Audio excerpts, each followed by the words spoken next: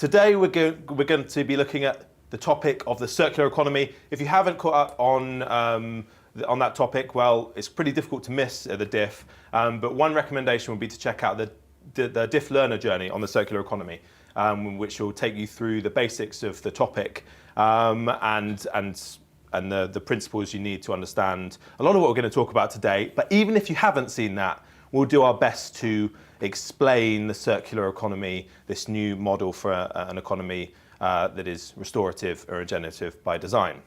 And when people talk about this very popular topic, they get pretty impatient. They seem to think that this new type of economy sounds pretty good. Let's have it already.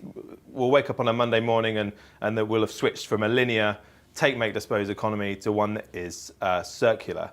But unfortunately, it doesn't happen like that. In reality, we've got lots of products and systems to redesign, and it's going to take a little while. But for the purposes of this session, we are going to suspend our disbelief and transport ourselves into the future, into a world where the circular economy has been established. It's a real thing. Yay! Exactly. What a wonderful place. And it's been a real established economic model for 28 months. And if you are tuning in thinking this is a continuation of the franchise 28 days later, then I'm very sorry. There are no zombies to be seen in this session, although week 3 of the DIF, the camera crew are looking pretty ropey. But this is just this is actually circular economy focused, not zombie focused. How this is going to work? We've got half an hour. We're going to look at 5 imaginary news stories from the future circular economy, and we're going to be discussing whether we think they could come true, what considerations we might need to, whether they'd be good or bad, and what considerations we might need to account for to either make those circular economy realities come true or divert if we think that they're more nefarious and things we need to watch out for as we think about the way that our economy works in the future. Breaking news, cleaning up. Washing machine manufacturers stop selling products. Wow. What? Ross, talk us through this. So I guess this is where we stop trying to shift the latest model of washing machine on a customer and just accept all you really wanted was clean clothes.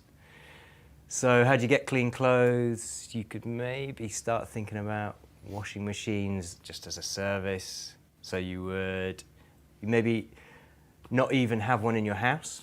Maybe you could go back to something like a laundrette model. So is that what this means? We're going to be going down the laundrette? Or you could rent one. Okay. Or pay-per-use. Pay-per-use? Yeah. So you just pop in a coin at home. A coin at home? So you've got a laundrette in your house? Maybe. People could nip round and... You could even make a full business out of it. Yeah, I think it's interesting. So actually, this comes up a lot. So whenever I have conversations with people and they're like, what's circular economy? And then this is one of my favourite examples of like, wow, okay, so you don't actually want to own a washing machine, you just want clean clothes. For most people, buying any kind of white good is not necessarily the most indulgent or exciting purchase. We tend to buy one when the old one breaks. Yep. And typically, things like washing machines, quite expensive things. So maybe we don't want to pay, I don't know, £500, £600. So we buy a cheap one, which then breaks further down the line. And when they go wrong, like trying to get them fixed is a real nightmare. Are businesses going to go for this? And how likely do we think it is that businesses will move in this direction? If this is our news story from the future, do we think is it a believable one? Well, you don't like in 2018, you don't see that many companies that actually sell washing machines in a performance model. But I've been involved with when a company did the calculations on this, and it's actually there is a lot of money to be made in that space. So there must be other types of they're making use of the same resources over and over again. Exactly. And you basically get back a lot of, like, how heavy is a washing machine? That's all materials that you can reuse. And a lot of that in washing machines is like concrete to keep it down to the ground. But there are also a lot of metals in there and a lot of components that you could reuse again. And yeah, especially in the monthly subscription models, there's a lot of value to be created already now. One from the DIF chat box here. What else will we be renting in the future? So we've got our washing machine news story here, but are there other things that might surprise us now, but that we could pay for the performance? We're already renting so much.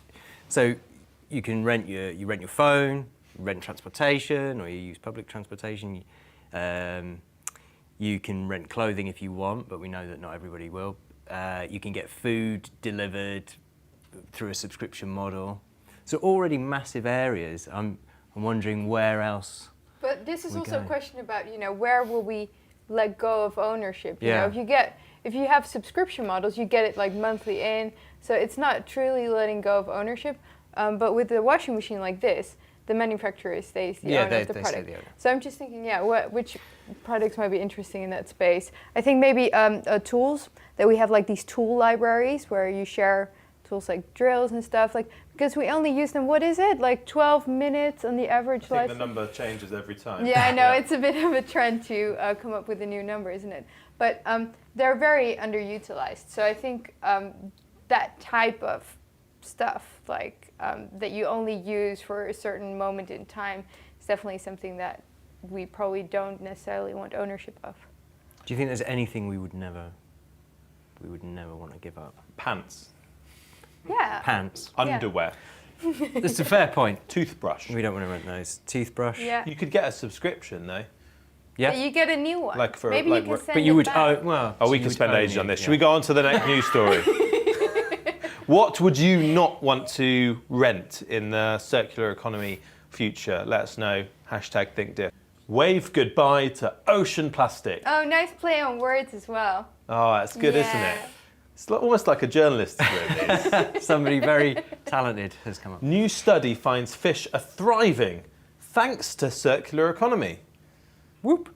What do you think of this one? That's great news. It is great news, isn't it? Yeah. Good old fish. So 2016, new plastics economy comes out. Research shows could be more. So this is not an imaginary news story. This was a real news story. The real news story was that there was going to be, if we carried on existing trends, more plastic than fish in the oceans by 2050. And everybody, quite rightly, was totally horrified. But actually, when New Plastics Economy came out, it looked at that issue and said, well, clearly that is not acceptable. What are we going to do about it? 3 weeks ago, Global Commitment comes out. I think they got over 20% of the plastics packaging market signed up to a commitment to support a circular economy vision for plastics packaging. So fundamentally design out waste and pollution, keep materials in use and regenerate natural systems, starting with some key issues. So they had eliminate unnecessary plastics, like the throwaway straws, cups, stuff like that.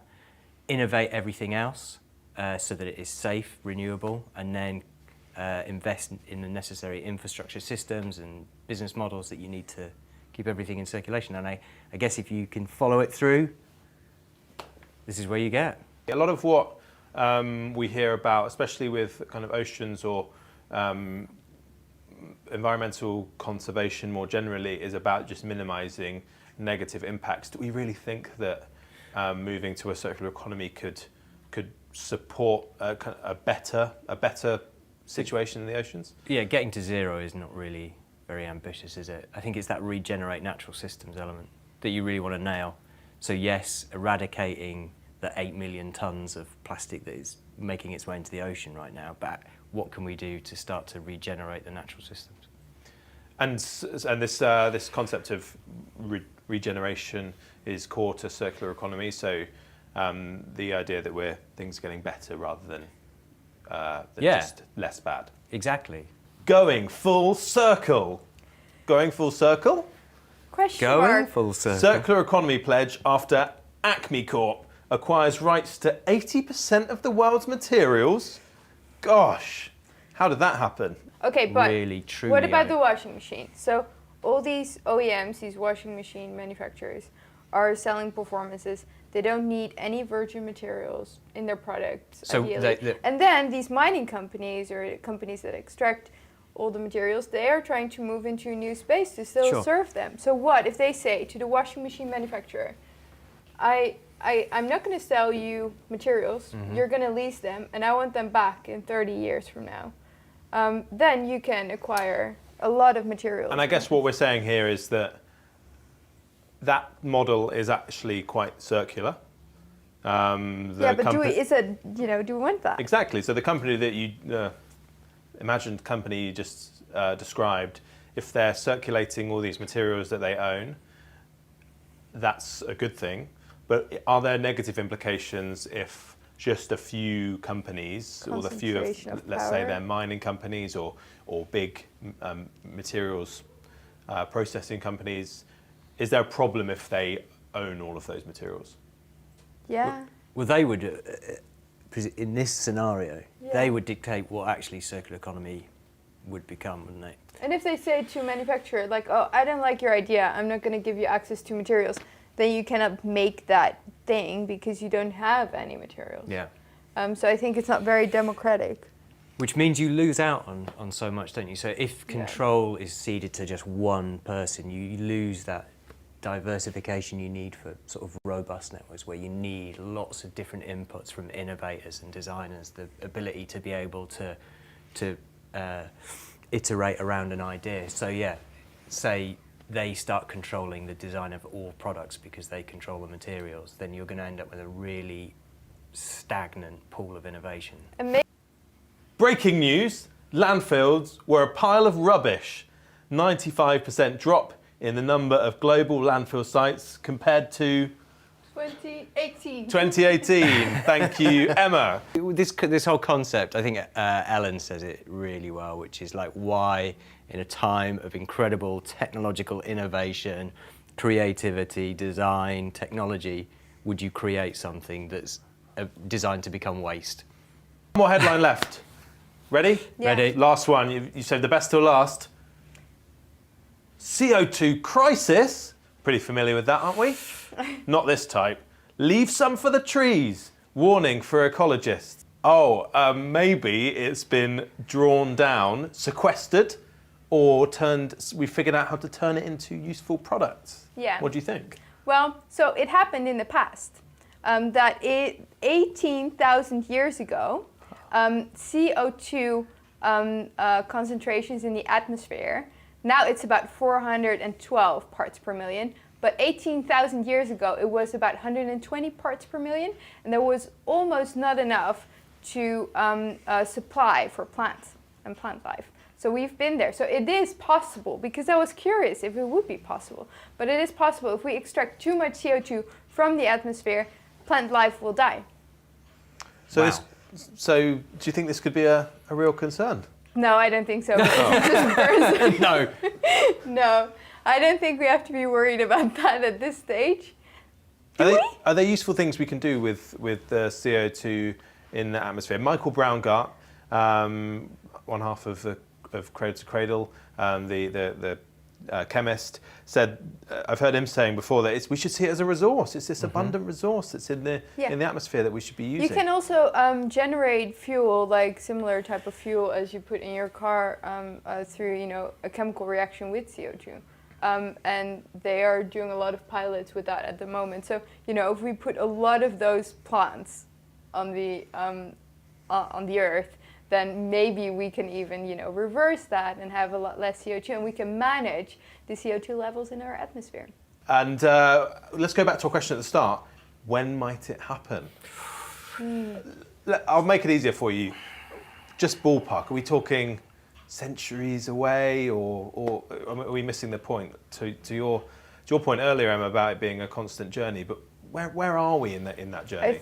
I think we will hit some challenges with food and water in a while from now. And I think, when you get like a scarcity in some of those really primary things that we need, you will prompt hopefully a transformation in a positive way. So I think before 2040. Oof. I would say Wow. 2040, She's, 2050. She's I'm gone come for out it. first and nailed it. What do you nailed think, on a Ross? date. Any advance on that? I was going to be really vague. Yeah? Not an option Like anymore. washing machines, a couple of years, 5 years. I could see that business model becoming popular. Yeah, okay, but a circular But- circular economy. We're not talking about circular business models. Sure, and I would go back to my point when we got the BCE question. I just don't think you would ever be able to say year zero is circular But economy. kind of, you need to give it. Come on, I also did it. You just came out with 2040. I mean, Yeah. I'll just say 2041. No, Okay. Higher. yeah, one more.